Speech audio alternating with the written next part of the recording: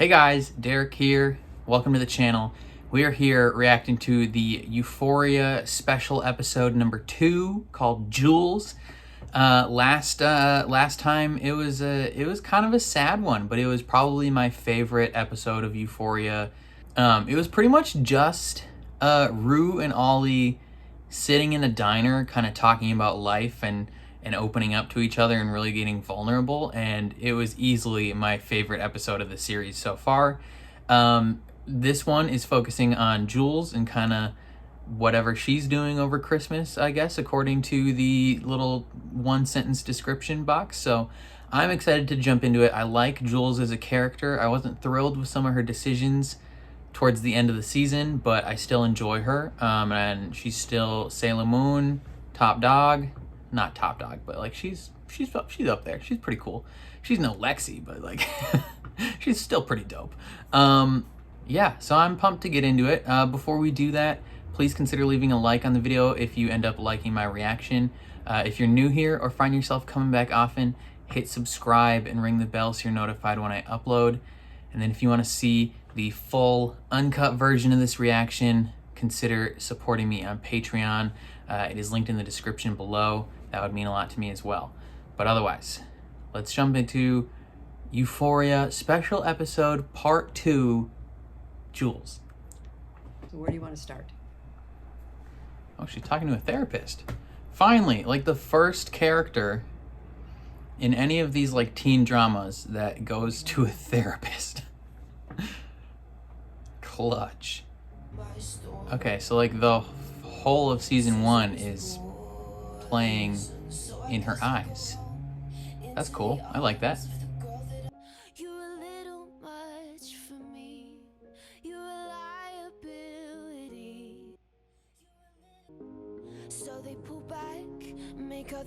Interesting start. Okay. We're feeling it though. We're feeling it.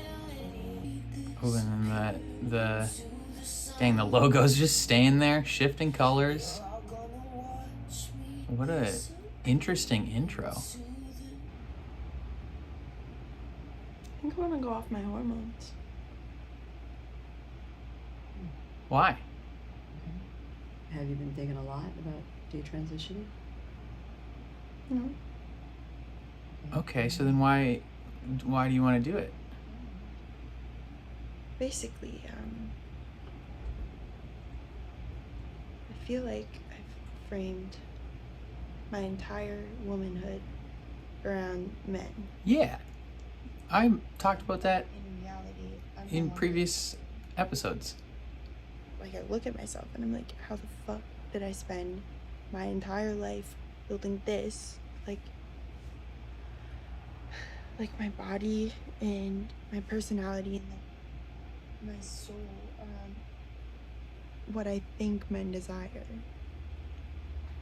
Yeah. What she thinks It's embarrassing.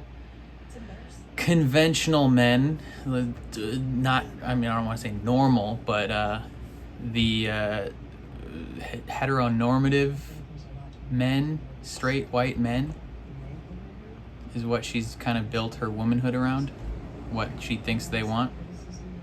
You're not crazy, Jules. You're just a lot harder on yourself than you probably should be. Facts. She needs to give herself a little more grace. Love herself a little more. Yeah, I'm here, but you're looking at like a million layers of other people that I've grabbed and clung to throughout my entire life. I mean, isn't that everybody though? Like, I don't know if that's a thing that strictly applies to Jules in this situation. I feel like everybody is an amalgamation of all the people that they've met, that they've enjoyed. I feel like half my personality is characters that I enjoy from TV shows. I feel like my entire life I've been trying to conquer femininity, and somewhere along the way I feel like femininity conquered me. Interesting. Is this episode going to be just a whole conversation as well? of like her talking to her therapist. That'd be very interesting.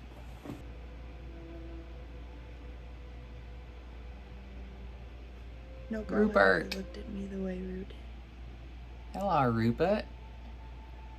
God, she's so pretty. I feel like it's illegal to be that attractive. And they're like actively trying to make her not look like a goddess. Rue was the first girl. It's insane. Yeah, it felt good.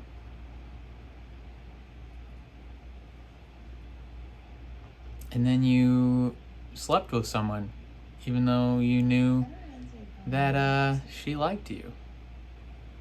And all you have to do is just sit there and exist. Is that how your mom saw you? Ooh. Didn't her mom take her to a psychiatric ward? I mean, maybe her mom loved her, or a version of her when she was not transitioned. Yeah, I think I really want to go off my hormones. All right, well, you do you. I'm not with everything. Probably just my blockers. I have like this weird stops my voice from dropping. Supperlin.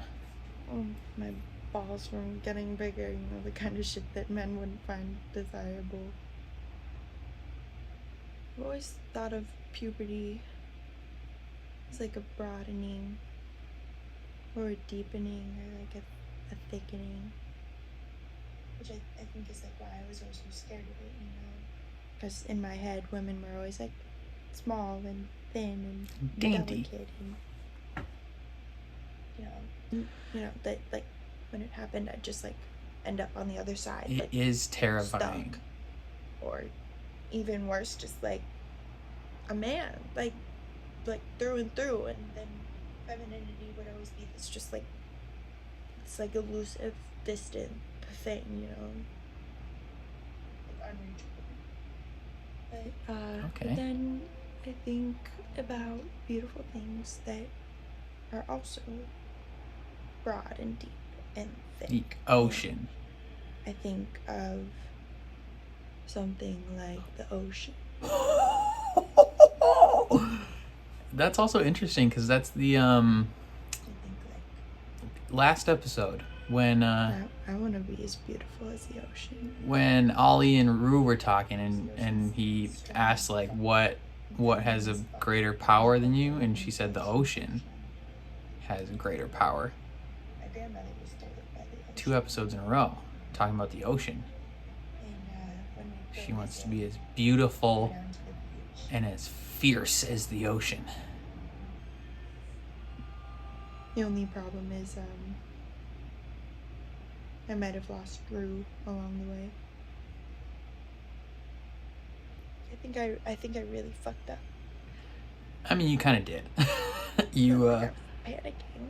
Like I was really panicking. you kind of did screw up. You guys were like pseudo in a relationship. Getting melodramatic. I mean, not really technically in a relationship. You hadn't communicated that, but you knew. I feel like she knew that Rue had feelings for her. And there was, not to like rely on a That's really hard vibe, but there was definitely a vibe. And it is, you know, It's been really hard. I think if she would have said that, if she would have tried to tell herself that there was nothing there for either of them, bunch of shit. she would know she was lying. And then she still chose to sleep with another girl, knowing it would probably hurt Rue. I think that's where she screwed up. I feel like that was probably the biggest turning point. She was so distant towards the end of last season, and then telling, like, almost bragging to Rue that she slept with someone else. I think that was what really broke Rue towards the end. I mean, there's a difference between thinking about hurting yourself and wanting to hurt yourself, but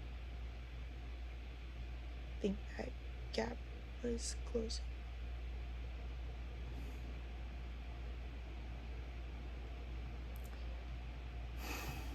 That's sad. Sorry. I don't know why I'm crying. Let it out. Let it out, girl. Let it out. Let the big dog. Sorry, that's from a different video. Yeah. Has nothing to do with this. I don't know why it popped into my head. Shouldn't be laughing right now. Sometimes you have to just like, you have to verbally express this, like whatever you're feeling, and like as someone who doesn't really cry, sometimes you just gotta. At the same time, though, I'm like really angry at Rue. Why? Because she didn't go with you? I feel like her sobriety is like completely dependent on how available I am to her. Yeah, that's fair. That's fair. Again, it's also accurate. So. She asked me to sleep over. Like, what if she relapses, you know? Like, what if she relapses because I'm not there? And she did. Immediately. So like that anxiety and that concern is like super valid. Like she had excellent reason to have that feeling. Which, I mean, that also does explain how distant she was. Oh. Is that her mom? What's up with her mom? Is that where you normally inject hormones into your butt? Like, is that the spot? Or is there like a... Because I feel like most other injection points are like in your arms. Maybe it's just so, you know, needle marks don't show up on your arms. You know, your butt cheek is malleable, hidden. She's been clean for 9 months. Don't do that. Okay, so her mom's in a halfway house? You can be angry with her, and I understand that, but you can't just dismiss the good. I'm allowed to be skeptical. Hey, 9 months is a long time. For an addict, that's a daily thing. So 9 months is nothing to sneeze at. That also adds even more like credence to, yeah, her and Rue's situation, because she's kind of dealt with that already with her mom. I feel like real life is always such a letdown. What do you mean? I don't know. It's just like easier to talk to people online. True. No doubt. I feel that way. Vulnerable. I always feel so awkward if someone I know like watches one of my videos. Because they just sit here and they watch me watch dumb jokes and make dumb jokes, and get vulnerable sometimes, and it's like, bro, I could never talk to you in real life that way. You kidding me? You kidding me? Don't take anything seriously in real life. Like before she met him.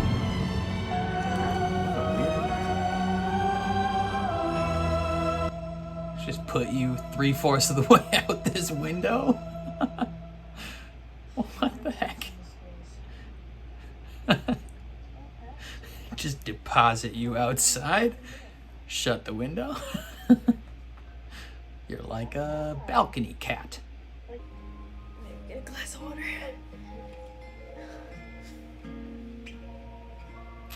It's interesting seeing kind of like the other side of these interactions. I'm sorry. I should go.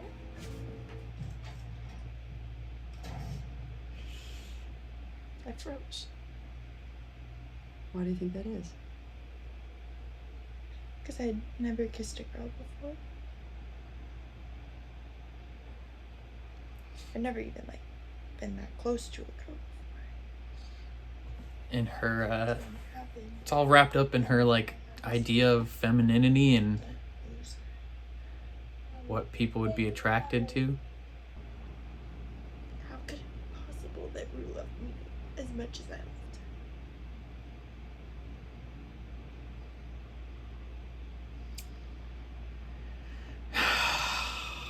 The better question is, why would you think that would be impossible?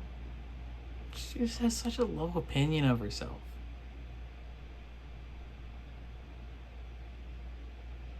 I think she's like broken. It was just pure fucking imagination. You've just set sail on the SS Imagination, where our only destination is fantastic adventure. Imagine. Wish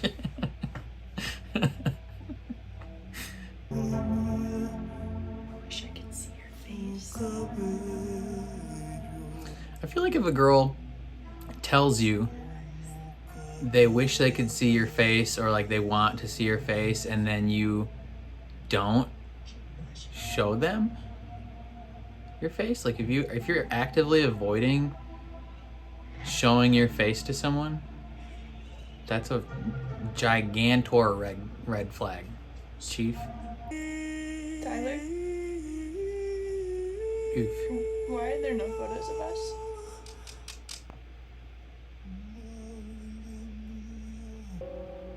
That felt so real.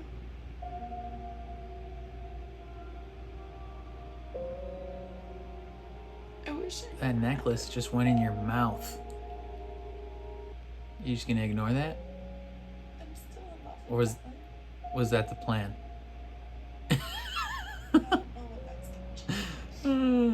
Yo, Jules is in love with everybody. She's in love with Rule. She's in love with Rue. Tyler.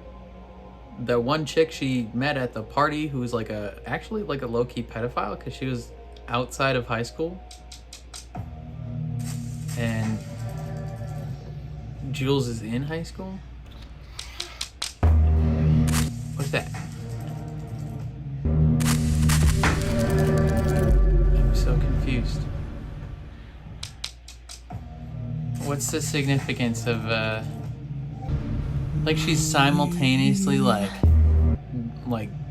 having phone sex with Tyler, but like also worrying about Rue overdosing and relapsing? Don't look at my face. Oi! Tyler! Brother! Yo, you're really sweaty. You were going hard. Rue, please.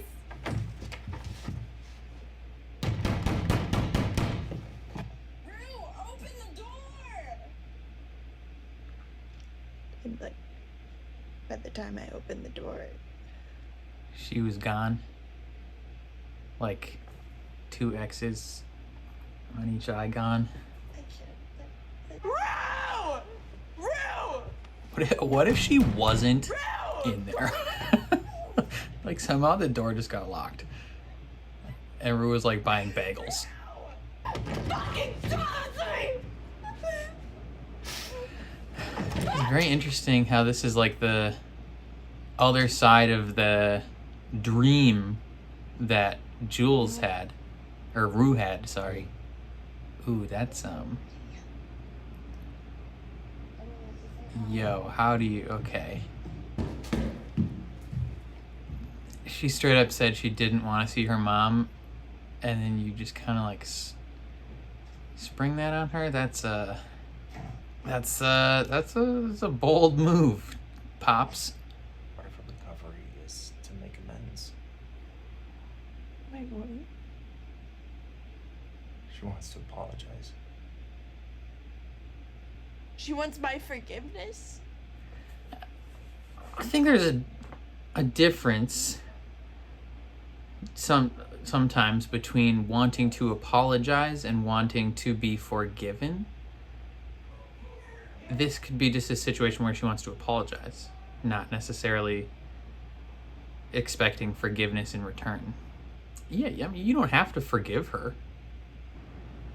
Yeah, again, she doesn't have to forgive her mom, but like, I feel like she should let her apologize. Even if it's just for her mom's benefit. Oh, and her mom left. Because she heard them.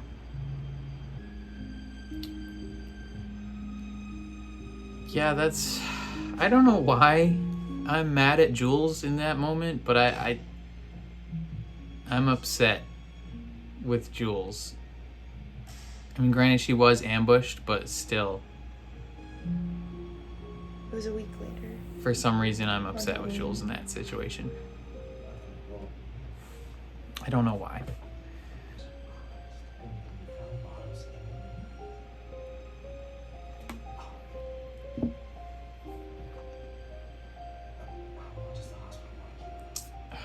And her mom... Oh, her mom relapsed. I don't believe it. Jules, I'm begging.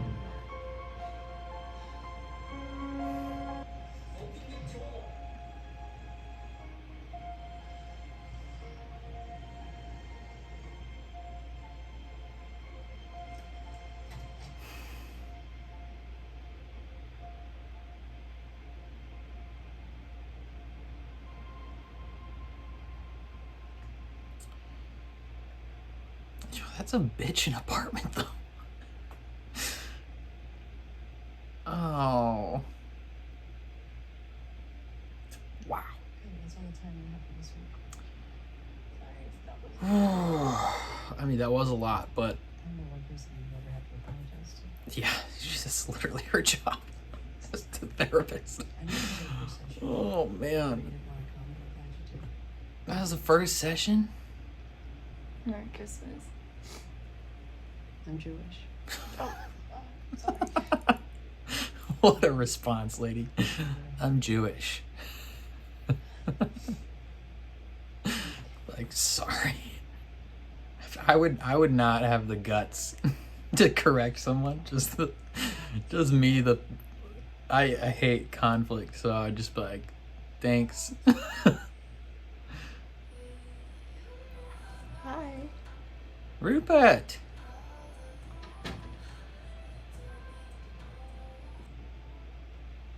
What's up, girl? Got her dad's sweatshirt on. God, fuck, I don't know why I'm crying. I just get really emotional during the holidays. That's all. Okay, just speak the truth to each other. Yeah, Merry Christmas, Jules.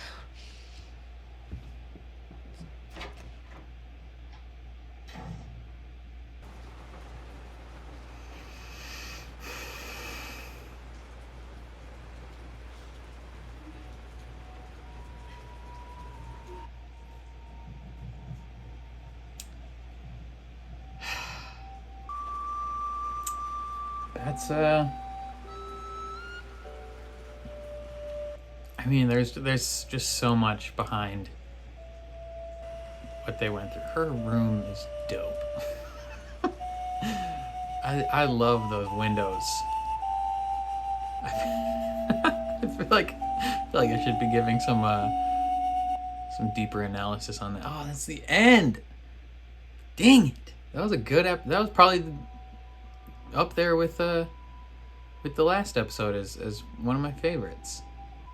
Like I was saying though, I love her friggin' windows. Oh man. Okay. I have thoughts.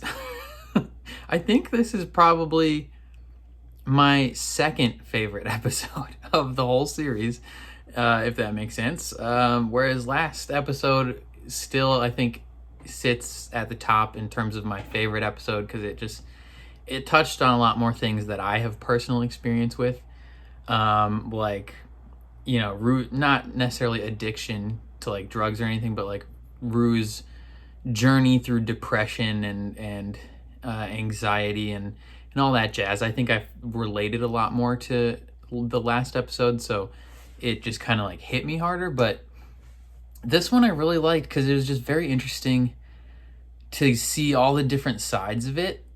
Similar to the last episode where they kind of weave their way through a multitude of different things, but all coming from Jules's perspective and how she feels about things. So we get a decent chunk of info and perspective on like how Jules feels as a woman and you know what she feels in relation to gender and sexuality and things like that. and they kind of reaffirm and hit home on some of the stuff that I've been talking about throughout the season in relation to Jules, where she has she's up to this point kind of like tied her femininity and womanhood. She's kind of tied that very closely to the idea of what like a straight white man would find attractive, and that's kind of what she's tried to be. And so she's talking to her therapist, you know, saying, I want to move away from that idea, right? Like, she's not like course correcting in too far, but she's, you know, she had swung so far in one direction that she's just kind of evening out a little bit, I guess, is what she's trying to put forth, right? So she doesn't want to go off everything. Like, she doesn't want to detransition, but she wants to stop using the things that she thinks kind of lead to the traditional image of what a woman would be, right? Like the lighter voice and the she doesn't want her balls to grow, as she says. Is that so? I'm guessing that means Jules is pre-surgery, pre-op or whatever. What's the specific like correct term for that? I'm not sure.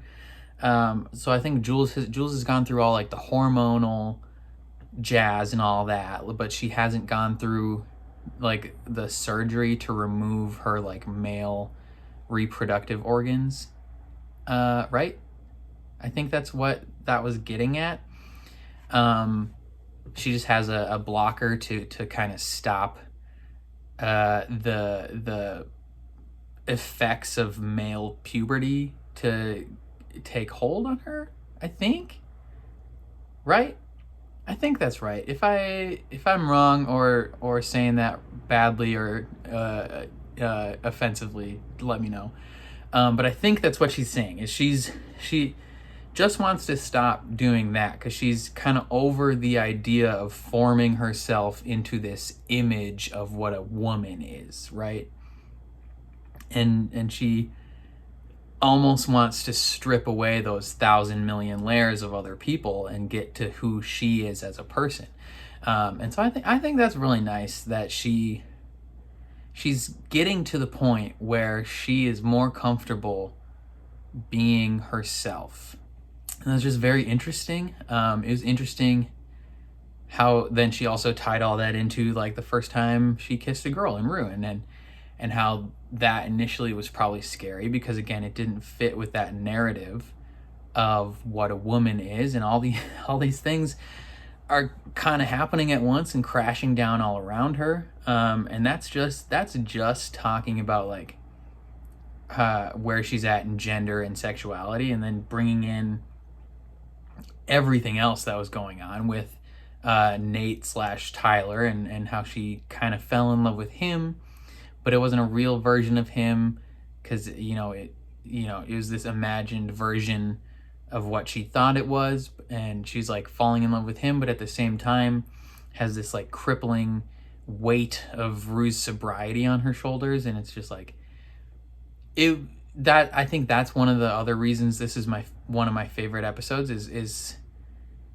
they talked about in the after episode, or in the after part of the episode, where it can be easy to not have sympathy for Jules at the end of last season. And if I'm honest, I agree. I didn't have a whole lot of sympathy for Jules. I mean, I did, because you know what she's going through, but then at the same time you're like, why are you like, you see the things that she's struggling with to a certain extent, and you think that is the reason why she's like going through and doing all these weird things. Like when she's drunk before the Halloween party, you think that's purely in relation to her having to go testify for Nate and him like blackmailing her, essentially. Like you think that is the cause, and that's part of it, but you don't know the what went down with her mom.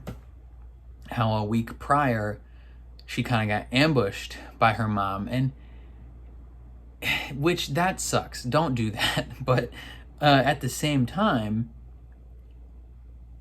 like I'm like agreeing. I agree with Rue in that moment of like that's a kind of a crappy thing to do, to ambush someone like that. But for some reason at the end of that scene, I was mad at Jules. I was upset because it's like for the most part it seems like her mom was trying to make amends and trying to apologize. Like she wasn't asking for forgiveness or demanding forgiveness. She was just looking for an opportunity to say she's sorry. And I think Jules understandably was closed off to that possibility. So like her motivations behind not wanting that to happen are totally fair and understandable, but it's still, for some reason, it still made me upset at her, which is probably not good. So, that just adds to sometimes it is tough to have sympathy for Jules when you don't know the full context of the situation. So it was very interesting to see this episode illuminate some things of like how she felt about some stuff, and kind of learning that she fell fully in love with Rue. Like she's actually in love with her, according to what they're saying, but like didn't commit to it, I guess, because she didn't actually believe that Rue loved her the way that she loved Rue, which sucks because it's like, girl, have a higher opinion of yourself. You're worthy of love. But again, that harkens back to all the trauma that she went through with that psychiatric ward when she was younger and slitting her wrists and doing all that stuff. So it's just like very complicated. It was just like very like this. Well, I don't know how I feel 100%. I think we're allowed to have mixed feelings on Jules still. Like this episode definitely did provide a lot of context to her situation and how she felt about some of that stuff.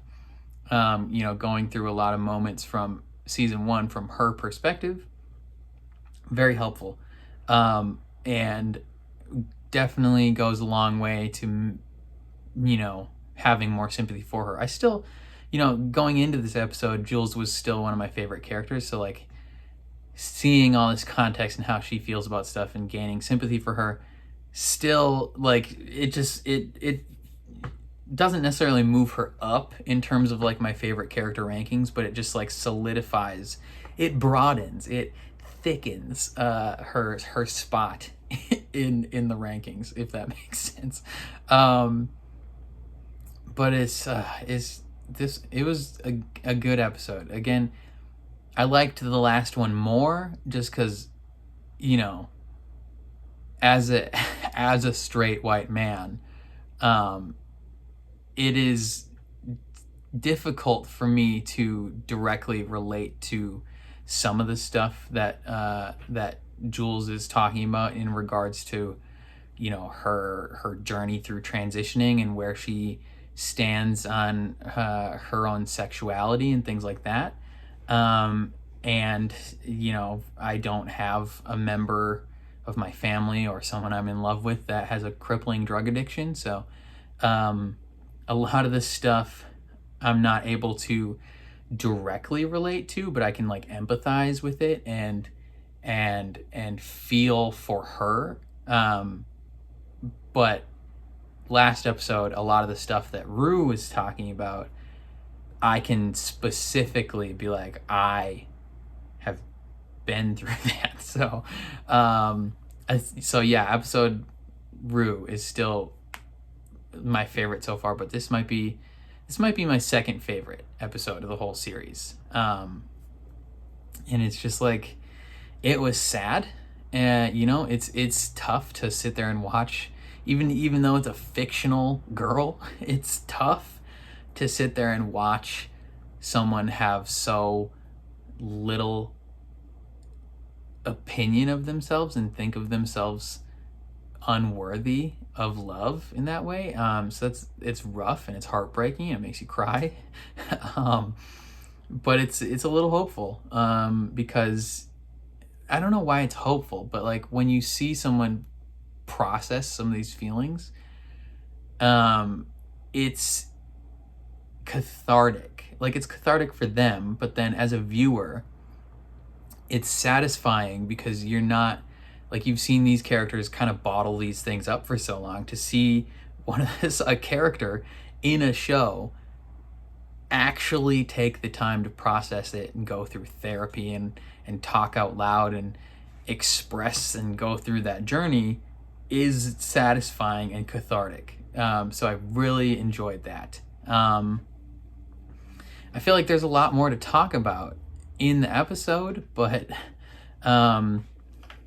it's just like, yeah, I don't know. It provides a lot of context to why Jules was being so weird towards the end of last season and why she felt so distant. And you know, I don't necessarily still forgive her for sleeping with that other girl. Like I feel like that was still really weird and unexplained. Like they haven't touched on that at all. Like if she was actually so in love with Rue, why did she hook up with this other girl? And why did she, like, you know, why, like, she did things that I feel like she knew would hurt Rue.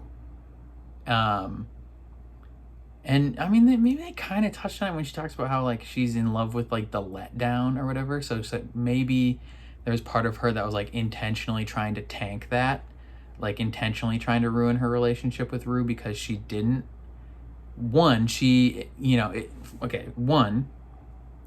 I don't know if this is right, but one, possibly, you know, if she ruins her relationship, like dating relationship with Rue, there's a possibility that, like, you know, they cut each other off completely, and then Rue's drug addiction is not necessarily on her shoulders anymore.